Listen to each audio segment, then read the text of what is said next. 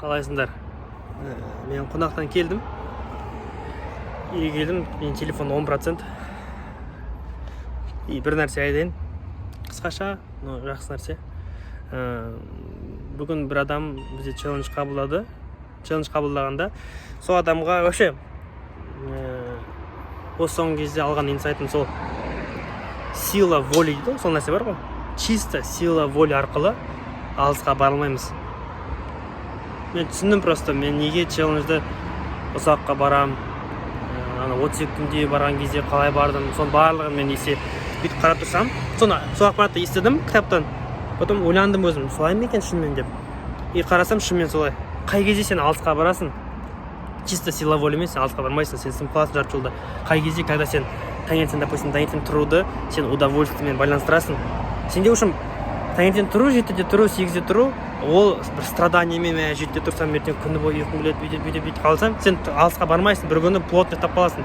Ал қай кезде, когда сен 7-де тұрып, таңының андай кайфын түсінесің, қалашы бәрі ұйықтап жатыр, бір ощущение болады ғой, который андай бір тишина, да, таңертең өзінің бір кайфы бар да, сол кайфпен теңестіріп, сол кайфты ала бергенде удовольствиемен теңестірсең, сол кезде басқаша әңгіме. Сен просто сол нәрсені удовольствиемен байланыстыру керексің.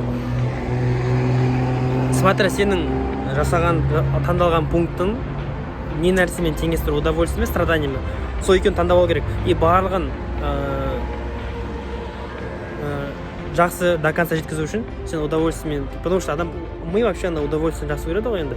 И сол нәрсемен байланыстырасың да, когда, допустим, сен фастфудты, мен қалай ойландым, саламброн, мен қалай фастфудты қалай жеуді қойдым.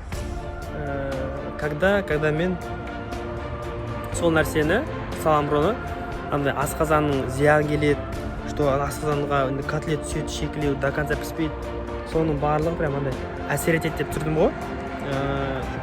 Мен ішім ауырады, асқазанға түскеннен кейін кислота бөлінеді, үшім фастфуд андай зиян деген сияқты басыма құйып тастағаннан кейін, сонымен байланыстырғаннан кейін, ол нәрсе мен жегім келмейді. Потому что если мен өзім қиып ұстап жүрсем, мен үйдегі балдар көрмей тұрғанда мен жеп қоятын едім да, сөйтіп тығылып жейтін едім, сондай болатын еді. А менде ондай жоқ, потому что мен саламбраны көрсем андай тартпайды кәдімгідей баяғыдай.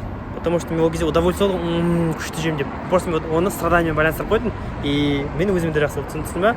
Просто әр нәрсені, әр заданияны, қойған нәрсенің барлығын удовольствиемен байланыстыру керек. Жаман затты страданиемен, ал дұрыс нәрсені удовольствиемен. Сол кезде миға қабылдау да оңай болады, саған жасауға да оңай болады. Бөлсен деген инсайтым бүгін осы 23-ші күн аяқталуына шамалы 30 минуттай қалды, 20 минуттай видео салып үлгеру керекпін. Қысқаша, но мощный әңгіме түсінді деп ойлаймын.